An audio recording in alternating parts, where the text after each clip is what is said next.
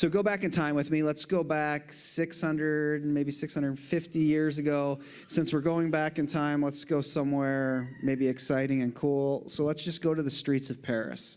Let's go to the streets of Paris in the 15th century, maybe the late 14th century. If you were to walk the streets of Paris at that time, you would be in a secular zero world, a world where there was no secular. Now, of course, people who lived in Paris at the end of the 14th century and the 15th century, they knew there was a difference between what was sacred and what was profane. And by profane, I don't mean it was bad or gross. I just mean it wasn't used in holy exercise. So they knew a priest's chalice that the priest gave the Eucharist in was holy, and a shovel or a hoe used on a farm was profane. But for the most part, everything fit together. There was no way you could ever separate belief and your actions. These were all one whole cloth. That it was very, very hard in a secular zero world to not believe. That you didn't even think about the fact that you could believe or not believe. You just believed. It was very hard to be like Wendy in a secular zero world and make a decision to be an atheist. There wasn't many atheists at all. As a matter of fact, if you go to Venice, Italy, which we all should go to Venice, Italy if we get a chance, and if you were to go, you would find on one of the back canals this statue. Now, I always say, does anyone know who this is a statue of? And no one ever does, because you'd have to be an incredible statue nerd to be able to know that. And if that's you, I'm not really interested in talking to you, right, to be honest. Go onto your Facebook group and just do your thing. That's great. But anyhow, this is a statue of a man named Paolo Sarpi. Now, a few years ago, I had a grant from the Templeton Foundation that was a very good grant with a very terrible name. It was called Science for Youth Ministry, and it was really about trying to have science conversations with young people and think about those larger philosophical questions. And I am so good. I can't tell you guys how good I am at spending other people's money. You know, like when it's not mine, I have all sorts of great ideas. So we had this idea that we would take a group of high school kids and walk, like do a pilgrimage, a Galileo pilgrimage in Italy. So we'd walk the steps of Galileo. And then I'm really good at spending other people's money. And we thought, you know what would be really cool is if we brought a historian along with us and who could talk about all these situations. So we got a connection to this guy named Mike Shank, who had taught for 30, 40 years at the University of Wisconsin. His whole field was the history of science. And so he came along with us, and he was just a wonderful guy. But he did make you feel really dumb. And not because he wanted you to feel dumb. He was never like flexing on you, but he spoke fluently every European language. So, you know, you'd just be going around, and all of a sudden there were some people from Spain, and he's talking Spanish. And then he's, of course, talking Italian, and then he's talking German and French. So he's just an incredibly smart guy. And we had a great time with him. And then it was my privilege at the end of our time to drop him off in Venice, because he was going to spend a few days at the library there and do some research. So I'm dropping him off, and he says, wait, well, before you go, I got to show you this statue. And he walks me to this back canal, and he takes me to this statue. And he says, I got to show you this, because this is Paolo Sarpi. And Paolo Sarpi was Galileo's friend. Paolo Sarpi was the one who encouraged Galileo to publish his book that ended up getting him in a lot of hot water with the Catholic Church. And then there's a plaque underneath it. He says, you got to look at this plaque. And it says, Paolo Sarpi, date of birth, date of death. And then there's a quote in Italian. So if you go, which you should go, you're going to have to find a hunky Italian guy to translate it for you, which I also always recommend, you know. And so Mike, of course, Mike, who's not a hunky Italian guy in any way, he translates it. And this is the quote that's underneath it, which is fascinating. It says, Paolo Sarpi, the only unbeliever of his generation. That's fascinating. We're talking late 15th, early 16th century, the only unbeliever of his generation. Now, if we were to go to Detroit or Chicago and there was a statue for every unbeliever in Chicago or Detroit, it would be really hard to drive. Like, there would be no room anywhere.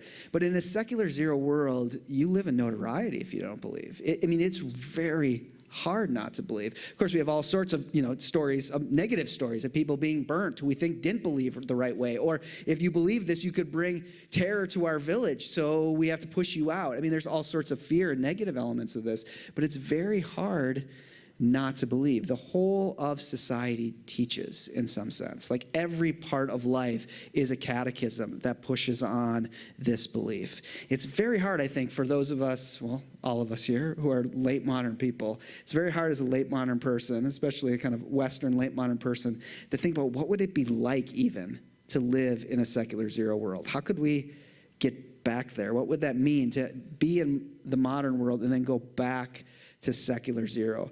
I only know one thought experiment who's imagined that, and it's a frighteningly dystopian one called The Handmaid's Tale. Have people watched The Handmaid's Tale?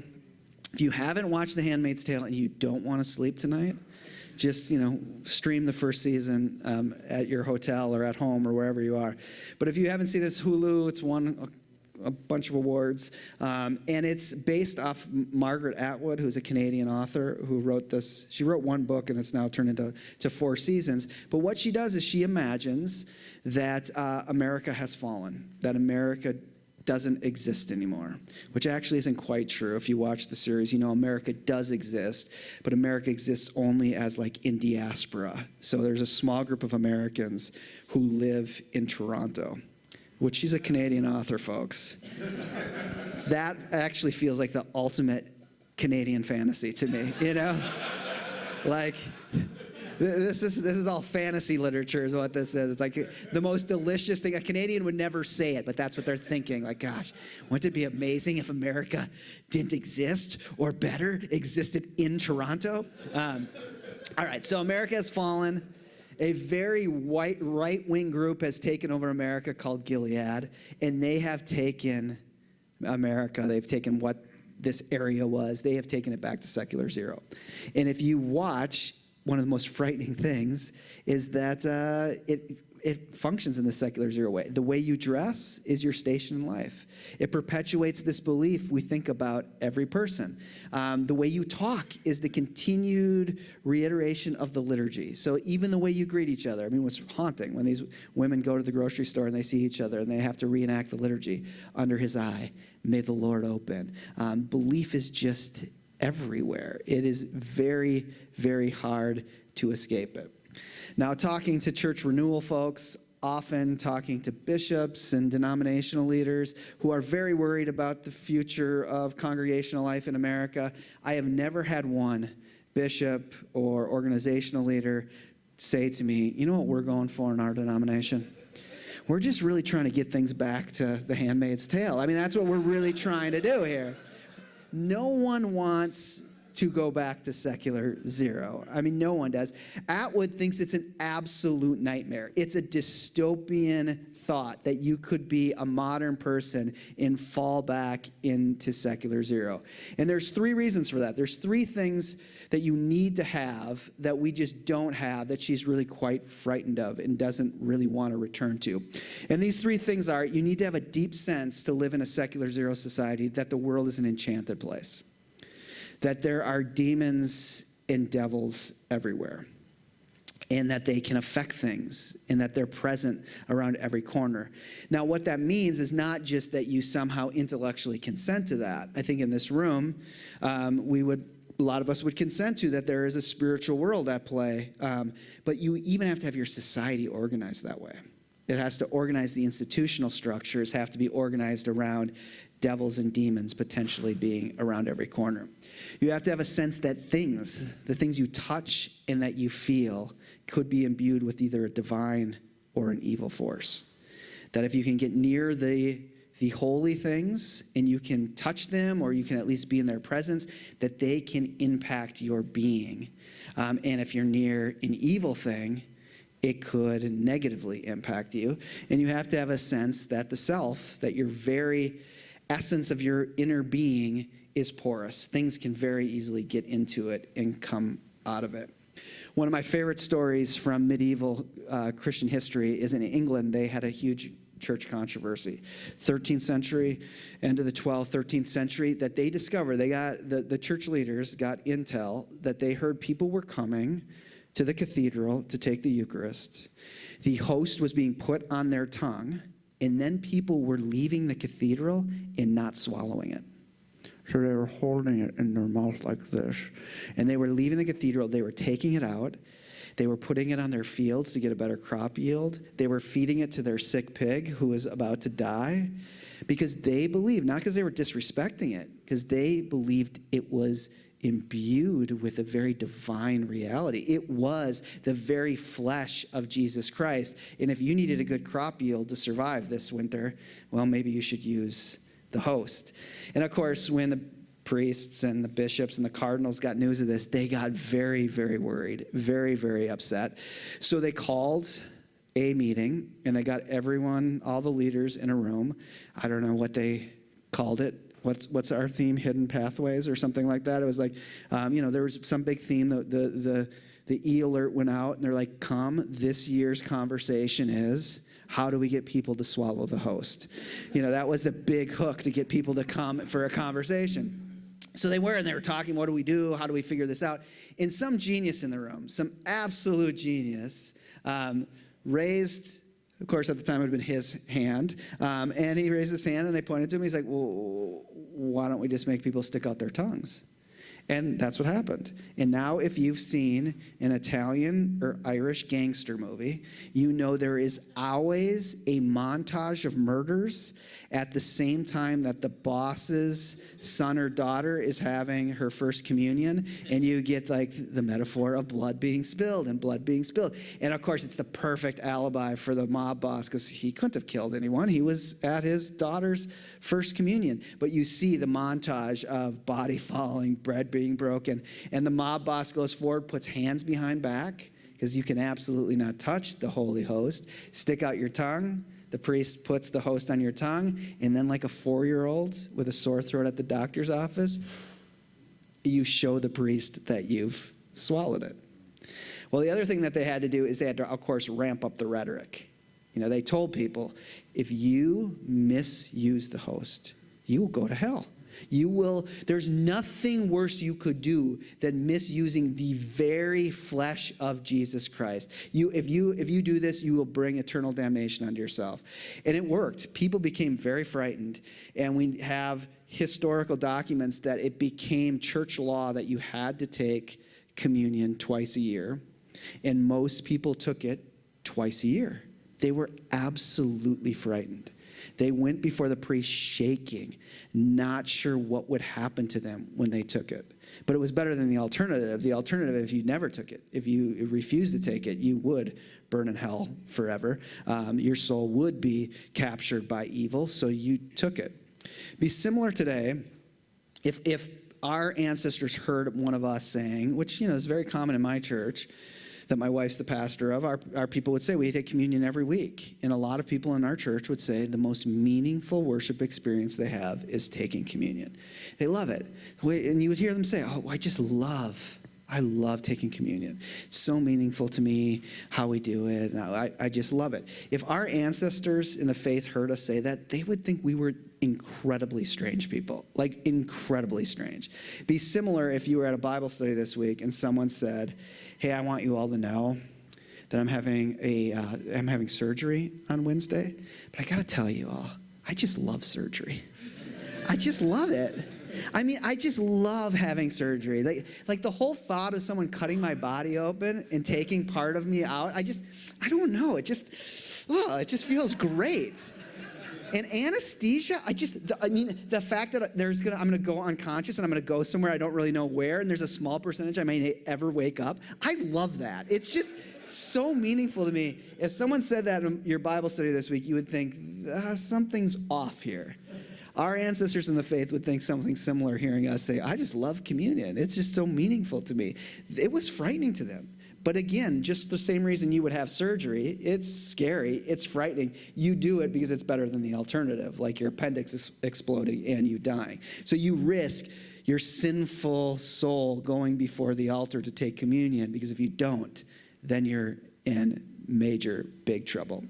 Now, my son, who is 18, and in 2 weeks, we send him off to college, which we're dealing with the existential realities of that. But I want you to know, and I know this is being recorded, so I need to be very clear about this. I love this kid. This kid is an amazing kid. I love him. I want it on the record that I love this kid. Hear me, please. This kid excuse my language, but this kid is the biggest pain in the ass that's ever existed. I mean, he's a beautiful kid, but he is the biggest contrarian ever. If I say the sky is blue, he's like, no, it isn't, it's green. Like I have never said anything right in my whole life. That's just who this boy is. Beautiful, beautiful kid, and he's gonna do great in college, but he wanted to get away from us, anyhow. So a few years ago, like I was saying, in our church, we take communion every week, and we're a small congregation in South Minneapolis, and so we take it in a circle. It's this beautiful moment of about 40, 50 people gathering in a circle. Words of institution go over the elements, and then the basket of bread goes around, and the cup follows it, and we turn and give it to each other and say by name, this is the body of Christ broken for you. It's a beautiful moment. So this particular Sunday, my son and I are standing next to each other. We're about 6 o'clock on the clock, and the bread starts being passed around counterclockwise. And he leans over to me, and he kind of in a stage whisper says, hey, is that bread gluten-free? Is that gluten-free bread? And you need to know he hates everything gluten-free.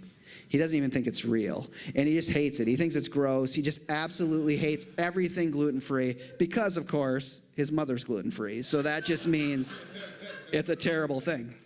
So it's coming around, and he says, hey, is that bread gluten-free? And I know this is going to be a problem, so I don't even look at him, and I just nod and say, yeah, it's gluten-free. This is what this kid does. As soon as I say, yep, he turns to me and says, well, in a little louder stage whisper, well, I'm out, and he turns around and walks out of church. This is a confession, people. I am confessing to you, so don't at me. But it took everything in me to not tackle the boy and beat him in front of the church that week. But think about that incredible change in imagination. Like a medieval person, a mid-medieval person shaking in fear of what's going to happen when the host is put on their tongue, to my son being like, gluten-free bread tastes weird. I don't need this. Like, that's just an incredible different kind of imagination. So there's this huge transition from the sense of both enchantment and things. And, we could beat this horse to death here, but you just, think about the way things work. Like, we're all Protestants for the most part. I think we're all Protestants in here. And it's hard for us to even imagine that things, the sense of a relic, could be what we need to do to bring renewal in our church. But it would not be a strange thing in a secular zero world for you all to gather at lunch and be like, yeah, we're really worried about our high school kids, or we're seeing these campus ministers. We're really worried about our college students. And no one, I think, has probably said to one of those campus ministers, you know what you need to do is you just need to get Peter's teeth.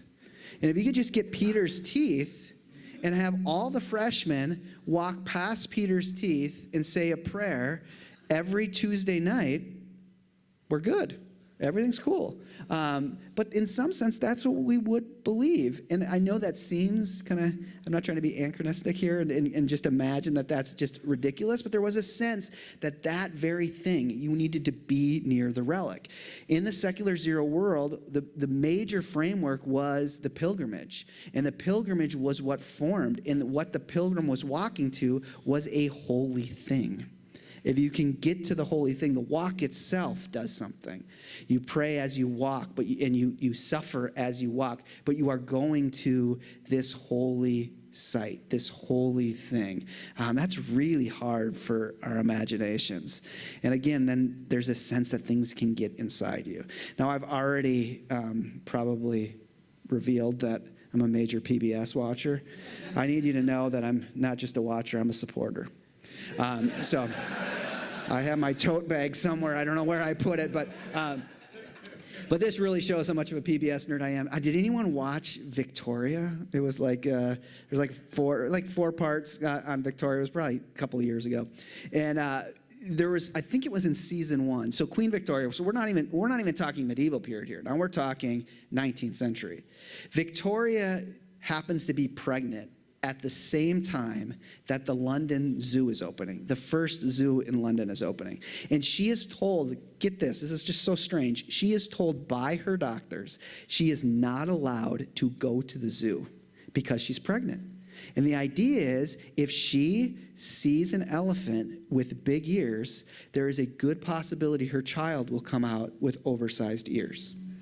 This is a very common phenomenon. My colleague Amy Marga has written this book on Christian mothering, and there's all sorts, particularly in the medieval period. Like I say, that was 19th century. But particularly in the medieval period, women were given all sorts of advice on don't be scared by a mouse, because if you get startled by a mouse, your child could come out with a pointy nose and mouse ears. If you see the village drunk, as they wouldn't say alcoholic or anything. If you see the village drunk, it's a good possibility your child will become the village drunk if you set your eyes upon them. I mean, this all feels so odd to us, but it is the sense of a very thin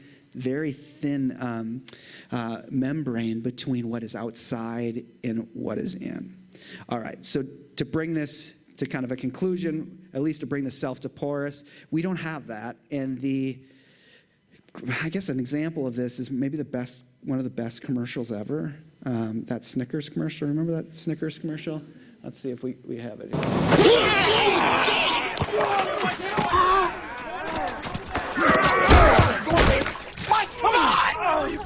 Mike, what is your deal, man? Oh, come on, man. You've been riding me all day. Mike, you're playing like Betty White out there. That's not what your girlfriend said. Baby. Whoa. Eat a Snickers. Better? Better. That hurt. You're not you when you're hungry. Snickers satisfies. Thankful we have a reading audience here. Congratulations to you all. But you can see, I mean, you see how this more buffer than porous works. You're not you when you're hungry. The idea of that is it's not you. If you start acting strange, it's not the very essence of you. It's that you don't have enough calorie intake.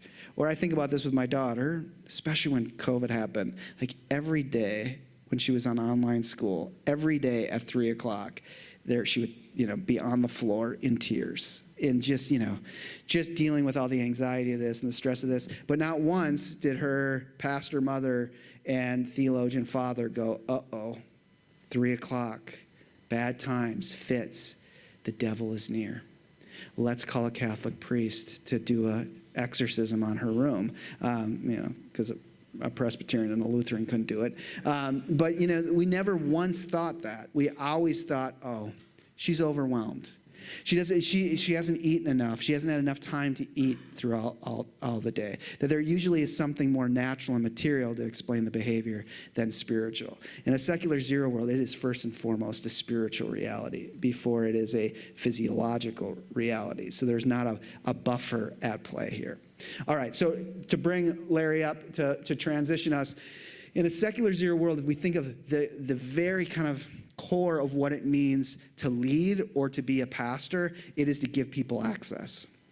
It is to give people access out of darkness and evil and the demonic, and it is to give them access to the holy. As the sociologist Max Weber says, if you were the priest, the spiritual leader at this time, you were the manager of divine things.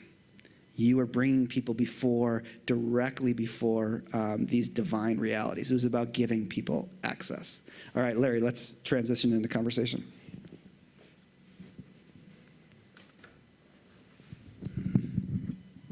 Yeah, so that last piece you just mentioned is intriguing to me, to give access to the holy. And we're going to kind of get there probably in a little bit, but it feels to me like we've kind of gone back to that space again in a different way in this particular culture, where people no longer, going back to our person who is the book, right, where they don't even believe in the holy. And again, from a different angle, the church has to bring access to the holy. Is that? Yeah, I think so. I mean, the big question I think we have, and we'll just kind of start sprinkling this theologically, and we'll hopefully connect this. But there becomes, you can see with a secular zero person, the holy or the very force that could transform you is far outside of you. It is not within you. It is out there. And I think what's happened in this kind of cultural context we live in, I don't think it would be right, it would be wrong. And as we're going to go here, we're going to develop this. This is a very weird secular time we live in. If we even want to call this secular, which I think we should, it is, however, the kind of secular where spirituality is everywhere. You see, we usually assume secular means like there's no room for spirituality. It's very kind of rationalistic. It's very cold to that. We have this odd kind of secular reality where it creates all sorts of options for spirituality. Spiritualities pop up. But one of the things that occurs is they become, for the most part, embedded in the self. The self is the one who finds its own kind of transformation. The righteousness is within you. The righteousness, as Luther said, is not a foreign righteousness that comes to you. But in a secular zero kind of sense, what is holy is outside. It is other. And I think we have this weird way now where we I think a lot of middle-class parents particularly kind of want I guess this is a legacy of Jean-Jacques Rousseau, which is that you are internally perfect. You're perfect as you are. The problem is society gives you all sorts of bad messages that you have to ignore. There's all sorts of haters out there, to quote the Saint Taylor Swift, and you have to not listen to those negative messages and get back to the kind of holiness that is the purity of kind of who you are. But in a secular zero world, there is a deep sense that holiness is very much foreign. It's out there. So talk a little bit about that. I'm trying to remember how this book put it, but it talks about kind of this copper sky, right? That everything that comes down bounces off and goes back up. And this sky didn't exist at all in secular zero. But it exists a lot right now at some level, right? Where, if you will, the outside bounces off and it's only from the inside. What's your take on some of the ways that church leaders can poke holes into the copper and let the divine in, not in the same way as secular zero, but still it's got to be somewhat porous for people to actually begin to own that. And I think particularly about the idea of sin and that kind of thing, right? Where people would say, well, I'm perfect inside. You can't poke sin into me and make me feel like I need Jesus. Yeah. Yeah, I mean, I think in many ways it becomes a real challenge for us. And we'll continue to unpack this, but maybe one of the ways to say it now, and maybe to use a source that isn't specifically a Christian source. There's a really interesting philosopher named Byung-Chul Han. He's based in Germany, but he's a Korean philosopher. He writes these little books that are they are incredibly, they're just provocative. And he's got this book called The Expulsion of the Other. And he thinks one of the things that happens in this kind of globalized world we have is that we have the hardest time with real otherness. And one of the things he thinks that has occurred with the way he was a professor of philosophy, he just retired at the art university in Berlin. And he looks at our cell phones and he starts this book on talking about how obsessed we become with the smooth, that we are just a society that loves everything smooth. And so our phones, like you look at your Apple device and it's incredibly smooth. Everything is smooth. And even art, we love art. And I don't know if anyone knows, and hopefully I'm not going to offend you here, but does anyone know like Jeff Koons sculptures? He's a guy who did that. I think it's at the Getty in LA. He's a guy who did the balloon dog that's all glass, and it sold. Some of his sculptures have sold for like millions and millions, like $15 million. But you watch people go to it, and what they do is they take selfies with it, and it just reflects their own image back to them. And Han hates this. He finds it the most grotesque artistic creation that comes from the belly of an incredibly flat late modern world, because again, it's all the smooth, and what we want really is our own image to come back to us.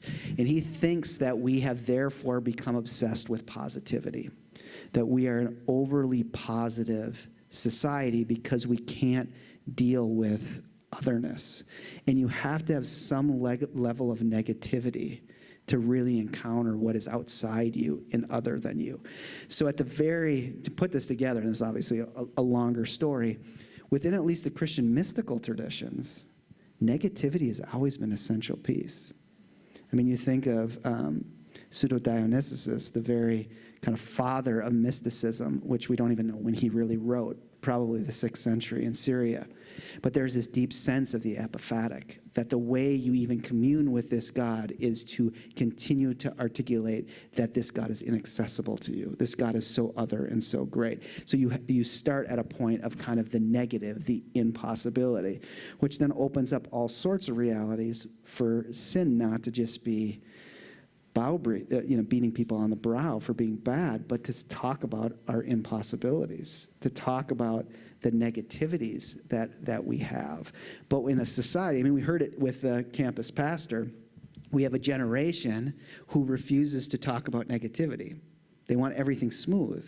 They actually think they need to present themselves as smooth and having things together in their presentation on social media if they're going to be successful. But he really worries that we then therefore lose any real chance to have an encounter with something outside of us.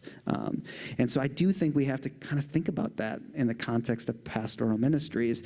Is congregational life just about perpetuation of the positive? Is it need to be continuation of smooth? Do the best churches, are they the smoothest churches? Is the best preacher the smoothest preacher? Or is there something about the way you walk with people into limit, into impossibility, into realities of the cross? I mean, we forget that one of the major theological legacies that comes out of this period, and particularly happens in the 14th century, is this return to the very crucified Christ. Like, it isn't until, the 12th, 13th century that Jesus is actually put on a cross, and it happens in the backside of the plagues going through. And this kind of movement in the 14th century of, just incredible forms of suffering, and talk about negativity to the nth degree, is that at the center of the confession of the church is this negative act, but this negative act is incredibly redemptive from within its negativity, that brings life out of death, that brings new possibility out of impossibility. And so how we help people start to frame a kind of imagination that way, I think becomes a way to open this up. But we're going to have to continue to play with that as we go. So I'm curious about the whole Lord's Supper, Communion, Eucharist piece, right? Because here at Pillar, we celebrate Eucharist every week. It is actually one of the parts of the service I really look forward to.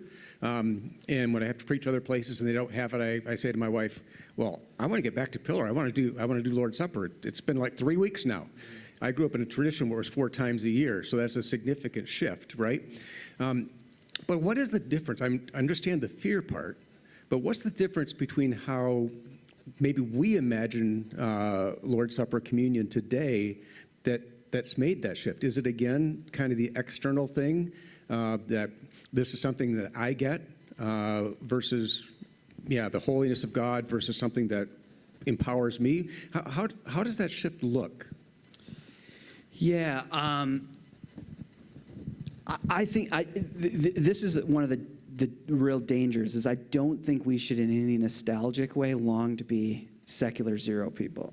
I don't want to. Like, I don't know if you would want to do that. I mean, in some kind of conversations, even in the theology world, there's theologians that just wish that somehow we could get back to secular zero in some way.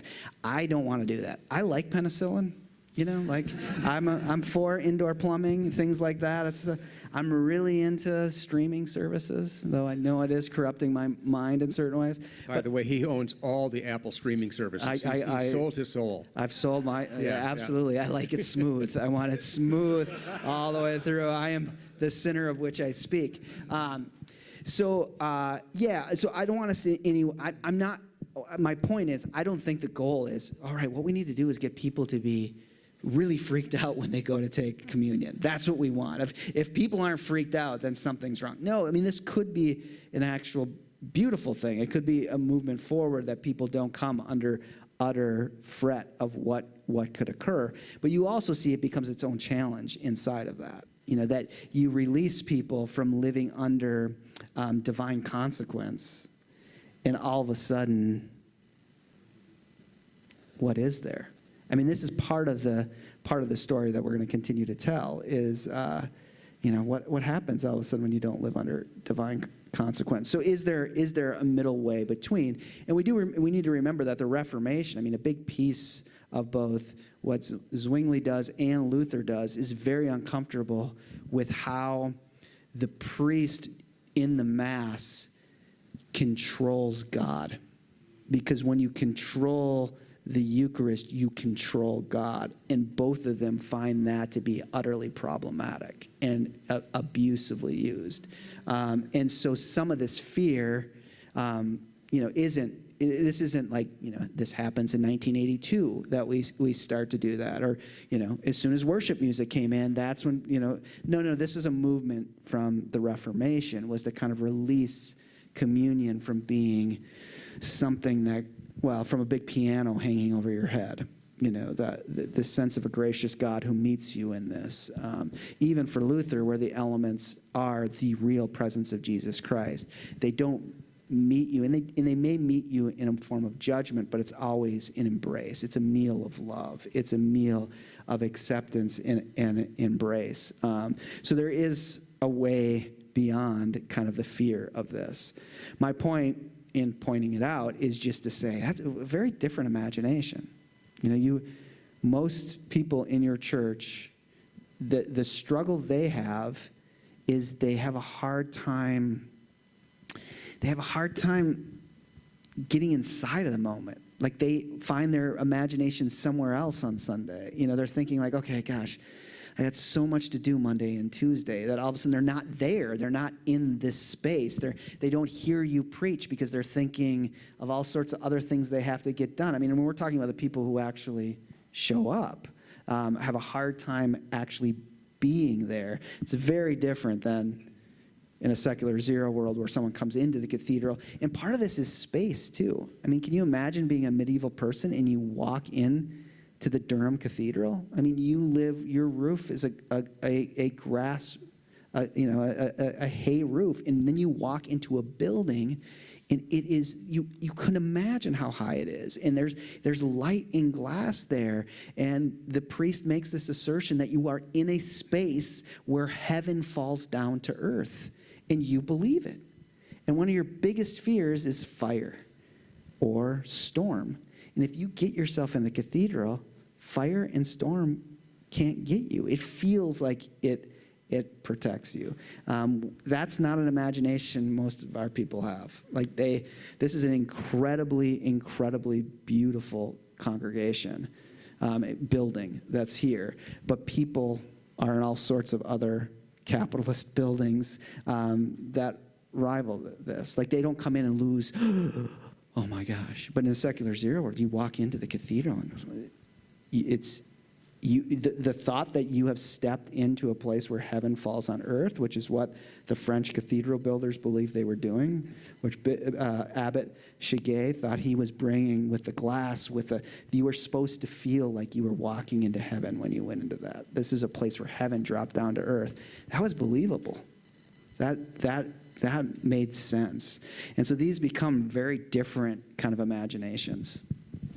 One more thing, and then we're going to go to the tables. But one of the things I think Jamie Smith said this, but he said we are all secular now, and maybe everybody here kind of understands that. But I think that one of the things that I'm thinking about as we're having this conversation is that the people who are walking into the sanctuary on Sunday morning, whether they're Jesus followers or not Jesus followers, they're all living in this world, not this one.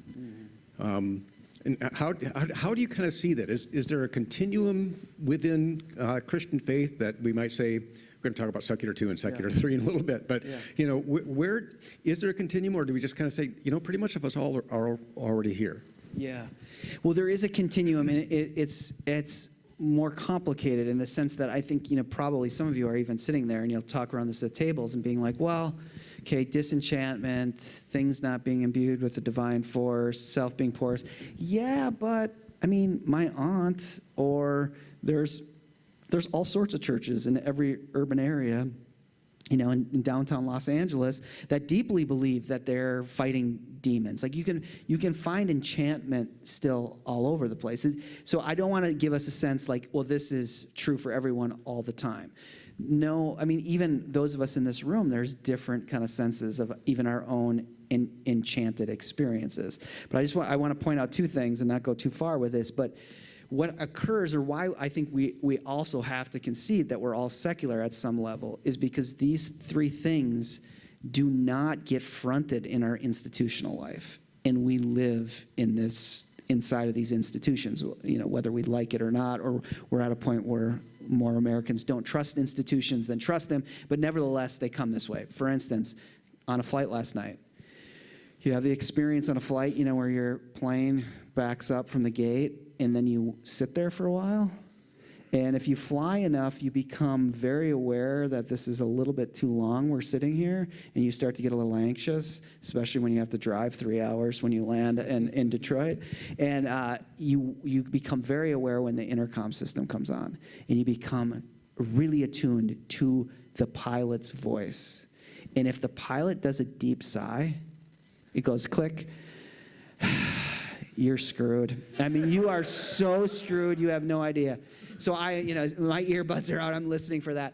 So usually, you get, all right, sorry folks, my co-pilot and I, we've been trying to reboot the computer up here. We're getting a light on the dash and we're not exactly sure what it is, but we're gonna pull back into the gate and we're gonna get maintenance up here to see what's wrong. We do not think it's a problem, we just need to do a manual reboot. It's gonna be 20 minutes and we're gonna get you back up in the air. 2 hours, you're done. Now, all of you could be the most enchanted person in this room. If your plane went back, sitting there too long, click, intercom comes on.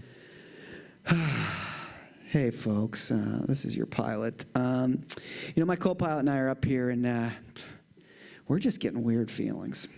We've got some reports that there may be some demons up in those clouds, and we're just really not comfortable getting up in the air right now. So what we're gonna do, don't worry, we're gonna make your connection. We're gonna go back to the gate, and we just got a shaman out there, and the shaman's gonna put some holy water on the wings, and then we'll be up and going. You would be like, I want off this plane. I am picking a different airline.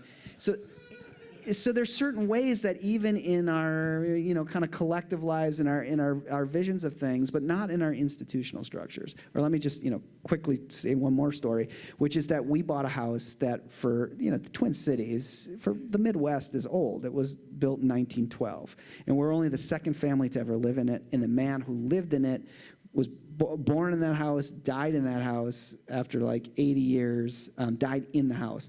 We bought it from a real estate company that tried to flip it. And when the first 2-3 weeks in that house, we had weird stuff happen in that house. Like ghost stories. And my guess is you all have some kind of weird paranormal stories. And if you had a beer or two in you, you would start telling those, So my wife has this really crazy story. Our kids are little. I'm sleeping with my son who's, up in the middle of the night. It's hot, like August. And she feels this evil force come over her. Like the fan starts going, da-dun, da-dun, da-dun. And it's like the Sixth Sense. Temperature drops in the room, and she feels pinned by an evil force. She's a good evangelical kid, so she prays in the name of Jesus, and it leaves. And then we do all the stuff, like anoint the rooms and pray over them and things like that. It happened. That's very much not a firmly disenchanted reality. Cara and I both believe that was an evil reality that happened there. That said, we almost never think about it. Almost never think about it until we have 2 glasses of wine and everyone starts telling their weird stories. And for sure, there is no plaque on our front step that says, August 14th, 2006, Reverend Cara Root came nose to nose with the devil. And not every year, her church doesn't come and we don't pray and we don't commemorate that. We don't walk from Minneapolis into St. Paul to do that. But in a secular zero world, that's exactly what you would do. It would become ritualized. It would become a deep form of ritual and practice that would continue to live. We're disenchanted, not because we don't believe we have experiences with the paranormal. My gosh, how many reality shows we have ghost hunters and things like that. But we tend not to embed them in the deepest kind of rituals and practices. And even you as a pastor could have 2 or 3 people tell you, oh yeah, I came face to face with the devil, and I said these prayers, and you're like, do we share that with the church? Do we not? How do we think about that? Can I just say, well, that's good for you, and I think I believe you, but do you take it into the whole communal life? Usually we're uncomfortable doing that. So to say we're disenchanted is to say there is a kind of continuum as that plays out. But it is to say HR does not tend to give you an evaluation on enchantment. And even when those of us who believe deeply in enchantment, we don't feel compelled to ritualize those experiences, to have them be remembered in a way within the community. At least we don't. Maybe you do.